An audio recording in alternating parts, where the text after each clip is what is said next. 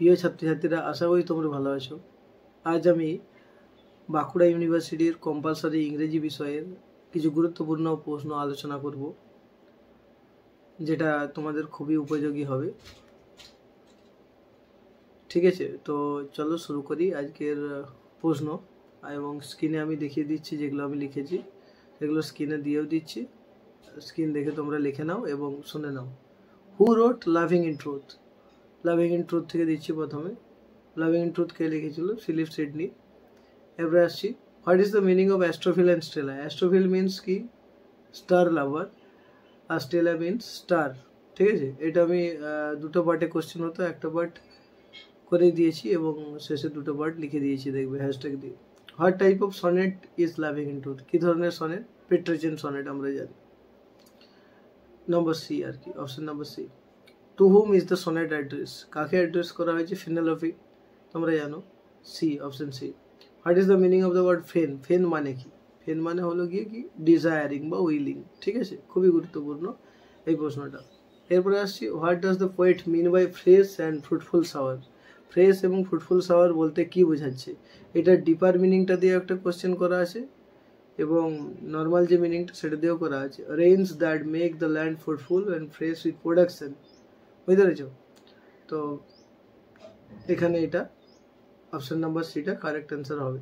আর তারপরে আসছি, what kind of love does the poet express in the poem? কী ধরনের ভালোবাসা? ডিসঅ্যাপয়েন্টেড লাভ আমরা জানি, তো অপশন নাম্বার বি হবে, disappointed love. Why does the poet want to show his love? Why does the poet want to show his লাভ? কেন তার লাভটাকে show করতে চাইছেন আর কি, দেখাতে চাইছেন? তো টু গেট হার পিটি, করুণা পাওয়ার জন্য আর কি, you know. Kindness for his disappointed love, তার এই ডিসঅ্যাপয়েন্টেড লাভটার জন্য। পরে আসছি, name the sonnet sequence? Sonnet সিকুয়েন্সটার নাম কি? From which the sonnet loving in to this taken? এটা না অ্যাস্ট্রোফিল অ্যান্ড স্টেলা আমরা জানি। And what is the meaning of invention here? Invention মানে কি এখানে? ইমাজিনেশন। ঠিক আছে, এরপরে আসছি প্রশ্ন 3 ইয়ার্স শি গ্রিউ থেকে।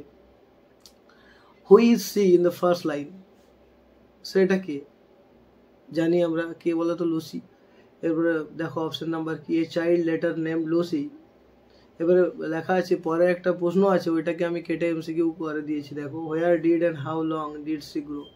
In the lap of sun and shower, মানে নেচার আর কি, for 3 years.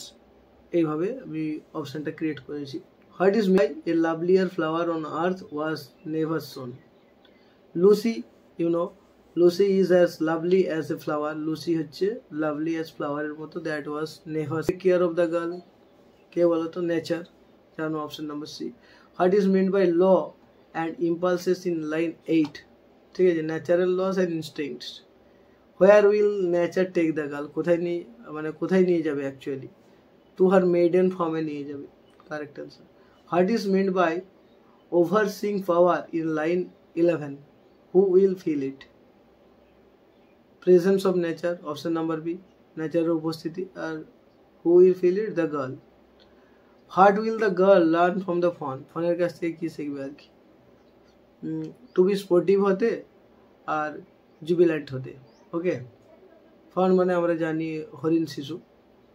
What will the floating crowd lend to her? Grace. ঠিক আছে, ফ্লোটিং ক্রাউডটা তাকে কি ল্যান্ড করবে?